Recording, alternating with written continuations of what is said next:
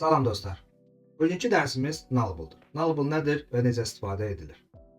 Keçən dərslərimizdə biz bildirmişdik ki, Kotlin digər dillərdən fərqləndirən xüsusiyyətlərindən biri də null xətaların qarşısını almaqdır. Null xətaları demək olar bütün proqramlaşdırmada ən çox baş verən problemlərdən biridir. Biz hər hansı bir internetdən məlumat çəkəndə və yaxud da database-də məlumatlar çəkəndə adətən bu cür problemlərlə qarşılaşırıq. Bunların qarşısını almaq üçün nullable-lardan istifadə olunur. Nullable nədir? Heç bir dəyər ifadə etməyən xüsusi bir vəziyyətdir. Yəni, məsələn, tutalım ki, bizə hər hansı bir qutu verilib, qutu yaradılıb. Məsələn, biz hər hansı bir dəyişən yaradanda nə edirik? Orada bir qutu yaratmış oluruq. Və içərisində tutalım ki, alma yazanda, armud yazanda qutunun içərisində hər hansı bir dəyər veririk. Məsələn, içərisində alma qoyuruq, armud yazmışsan qoyuruq və bunlardan istifadə edirik. Nulllarda isə həmin qutunun içinin boş olduğunu göstərir. Yəni, bunun içərisində heç bir belə boş qutumuz var, sadəcə içi boşdur. Biz bundan istifadə edə bilərik. Nullların müxtəlif növləri var. Non-nullable və nullable. Non-nullable nədir və nə üçün istifadə olunur? Biz mütəmadi olaraq hər hansı bir dəyişən yaradanda non-nullable-dan istifadə etmiş oluruq. Məsələn, var meyvə, tutalım ki, yazdım və string tipində olduğunu qeyd etdim və içərisində yazdım ki, alma. Baxın, bu məndə artıq non-nullable-dır. Yəni, mən burada tutalım ki, meyvə yazsam və bunu null-a birləşdirmək istəsəm, bu mənə mümkün etməyəcəkdir. Yəni, burada kodumuzu gördüyünüz kimi error olduğu, xəta olduğunu göstərir. Mən bunu artıq edə bilmərəm. Mən bu proqramı run eləsəm, proqramımız çökmüş olacaqdır. Bunun qarşısını almaq üçün isə artıq biz nullable-lardan istifadə edirik. Bunun üçün də, məsələn, mən burada yazsam ki, var meyvə bir yazaq. Bunu da string tipində qeyd eləyək. Və burada da yazaq ki, tutalım ki, armud. Baxın dostlar, mən artıq bu dəyişəni null olduğunu qeyd etmək istəyirəmsə, o halda string tipindən sonra sual işarəsindən istifadə etmiş olmalıyam. Yəni, artıq bu məndə göstərir ki, bu bizim həmin dəyişənimiz istənilən vaxtı null ala bilər. Yəni, məsələn, tutalım ki, meyvə 1 mən burada qeyd eləsəm və bunu null olaraq da qeyd edə bilərəm. Həmçinin də eyni prinsip olaraq burada da null olaraq yaza bilərəm. Bu mənə heç bir xəta verməyəcək. Məsələn, mən artıq bunu çapa versəm, tutalım ki, meyvə 1-i çapa verim. Görəcək ki, mənə run etdikdən sonra ekranda artıq null olaraq göstərmiş oldu. Məsələn, mən burada artıq tutalım ki, meyvə 1-i burada da null etmişəm. Tutalım ki, buradakı dəyərini dəyişirəm, içərisində yazıram, tutalım ki, alma.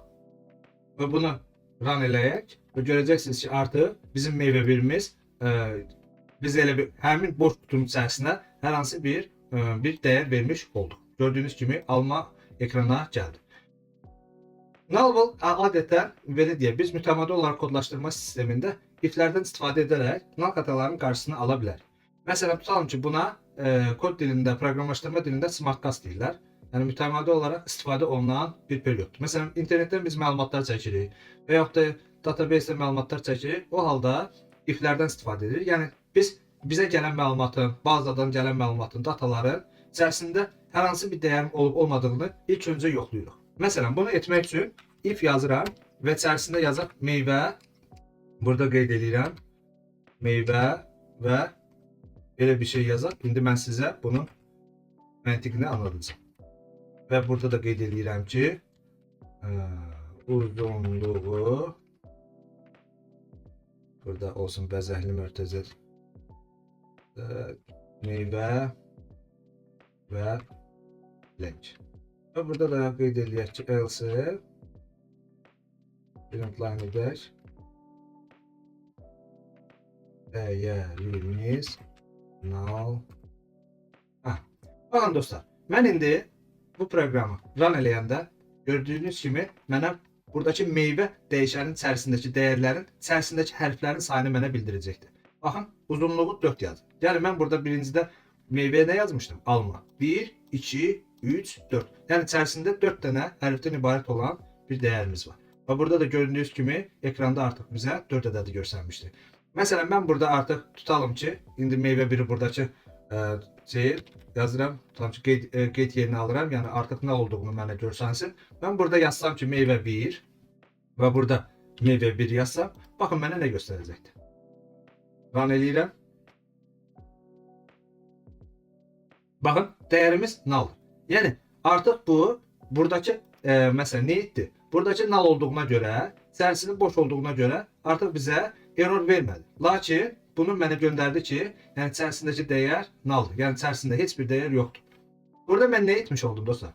Yazdım ki, meyvə 1, nida işarəsi və sual. Operatorlar keçəndə biz nida işarəsini mən bildirdim ki, nida işarəsi inkar deməkdir. Və burada bərabər null yazdım. Nə etdim? Yəni meyvə 1 dəyişəni null deyilsə, baxın burada yazıram, şərt qoyuram. Null deyilsə, mənə birinci bunu icra eləsin. Yox, əgər. Məsələn, else nə idi? If'lərdə, if dərsində orada mən başa salmışdım ki, else'dən nə vaxt istifadə edilir? Else'də isə bunun artıq bu null deyilsə, ikinci bu əmri icra eləsin. Əks halda. Yəni else deyəndə əks halda deyirik. Biz birinci məsələn tutalım ki, yazırıq ki, əgər bu buna bərabərdirsə, bunu icra eləsin. Əks halda isə bunu icra eləsin. Burada bizə nə etdi? Baxdı gördü ki, məsələn bizim dəyərimiz null deyildir və bunun heç bir kodu görmədi ikincidə və keçdi else'dən istifadə edərək ikinci belə deyək, dəyərimizi çapa verdi. Birdə isə nə etdi? Artıq bax uzunluğu tapanda nə etdi? Baxdı gördü ki, meyvə 1 null deyilsə deyəndə ki, yəni biz burada qeyd etdik ki, yəni boş deyilsə bunu icra eləsin. Yəni boş olmadığına görə həmin kodu icra eləmiş oldu və o içərisindəki hərflərin sayını bizə bildirmiş oldu. Burada çox sadədir. Yəni ardıcıl olaraq baxın və özünüzə də qeyd edin. İşlədikcə, gördükcə gələcəksiniz ki, artıq çox sadə olaraq bunların məntiqini anlayırsınız. Digər null xətaların qarşısını almaq üçünsə save-call operatorundan istifadə edirik. Save-call nədir? Necə istifadə olunur? Adətən sual və nöqtədən istifadə edərək save-call'dan istifadə etmiş oluruq. Save-call da eyni demək olar, belə deyək, bizim digər null'lar kimi işləmə prinsipləri bir-birinə uyğundur. Lakin orada yalnız biz save-call'dan özündən istifadə edərək rahatçılıqla onun içərisindəki məsələn bizə verən dəyişənin boş olub olmadığını yoxlaya bilərik. Bunun üçün isə gəlin bir dənə misal yazım. Sizlər də bunu rahatçılıqla başa düşün. Məsələn, belə bir şey yazaq. Tutalım ki, var name burada olsun string tipində və burada olsun tutalım ki, copy. Və bunun null olmadığını mən burada null yazıram ki, yəni null da ola bilər. Və burada qeyd eləyirəm ki, tutalım ki, mən burada print line edim. Yazım ki, name sual işarəsi nöqtə link. Baxın dostlar, mən indi bunu çapa verəndə bizə artıq tərsindəki eyni prinsiplə yuxarıda necə etmişdiksə, burada necə etmişdiksə, eyni prinsiplə bizə içərisindəki hərflərin sayını bildirəcək. Biz burada nə etdik? Yəni bunun null olub. Məsələn, mən burada içərisində null yazsam, bunu yenə də qəbul edəcək və mənə artıq bu metodun vasitəsilə bunun içərisindəki problemi xətanın qarşısını almış olacaq. Yəni mənim artıq həmin bu sual işarəsi, nöqtə işarəsindən istifadə edərək buradakı null olduğu halda da yenə məni artıq çapa verir ki, yəni buradakı bizim artıq dəyərimizin içərisi boşdur. Yəni nulldur.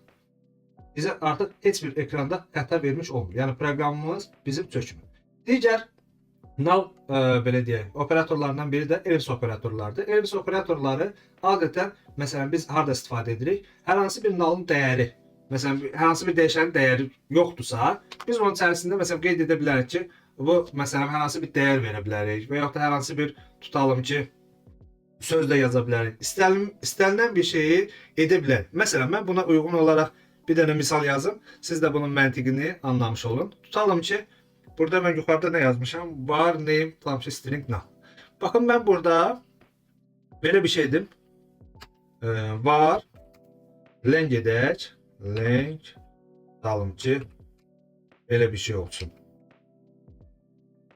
Name'in burada belə bir şey edək. Len və 2 nöqtə sual 2 nöqtə. Və burada da qeyd edirik, tutalım ki 0. Və bunu da çapa verək ki, print line edək. Yazaq ki uzunluq bu. Və burada da dollar işarəsi ilə lengi gedirək. Baxın dostlar, indi mən burada nə etmiş oldum?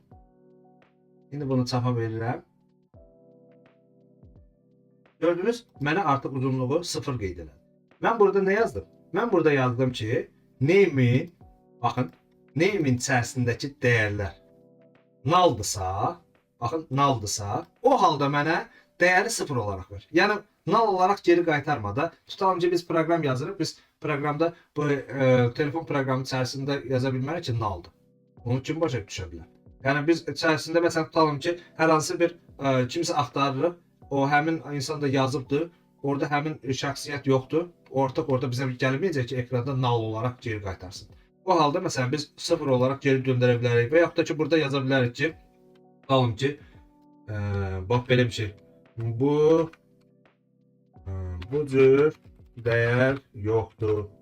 Məsələn, artıq ekranda bizə, məsələn, burada run eləyəndə baxın göstərəcək ki, məndə baxın uzunluğu bu cür dəyər yoxdur. Yəni burada biz nə istəsək, onu belə run olduğu halda onu sapa bilərik. Yox, əgər məsələn mən buradakı name'in yerində tutalım ki, yazsam ki, Kotlin, artıq mən bunu run eləsəm, buradakı kodlardan istifadə eləməyəcək. Yalnız buradakı kodun özünü icra edəcək. Çünki artıq buna heç bir ehtiyac yoxdur. Baxın, uzunluğu 6. Məsələn, Kotlin nə yazım, məsələn, uzunluğu olsun. Uzunluğu gördüyünüz kimi olacaq 7.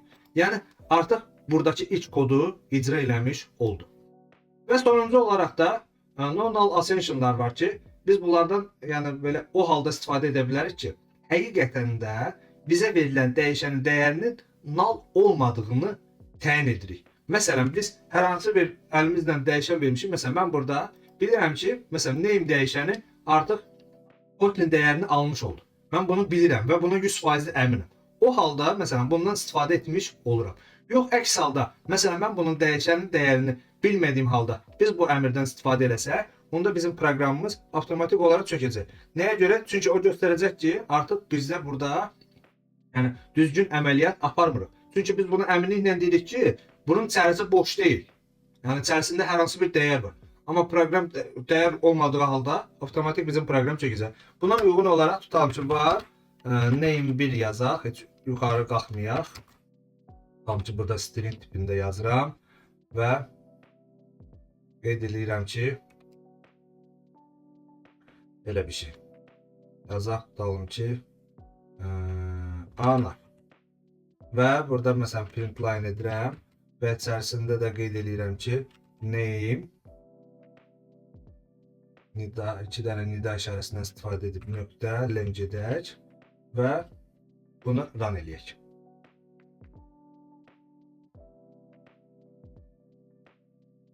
Baxın dostlar, bu mənə verdi ki, anar sözünün içərisində 4 dənə hərf var. Bax, bunu mənə çapa verdi. Mən indi artıq tutalım ki, mən burada name'i biri, məsələn, burada qeyd edirəm, tutalım ki, null. Və burada da yenə print line edirəm. Eyni qaydada olaraq name 1'i yenə çapa veririm ki, tutalım ki, nida işarəsi nöqtə lengi, tutalım ki, burada çapa verirəm.